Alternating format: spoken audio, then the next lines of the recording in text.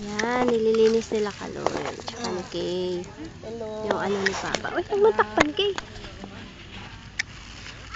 Andito kami ngayon. Dinadalaw namin si Papa. Yan, si Casey, si Edgar, si Kaloy. Nililinis namin. Hala, ang kandila hindi nabuksan pang. Andyan, oh.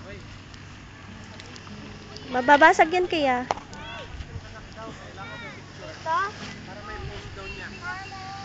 Ayan, may mga tao sa kabila.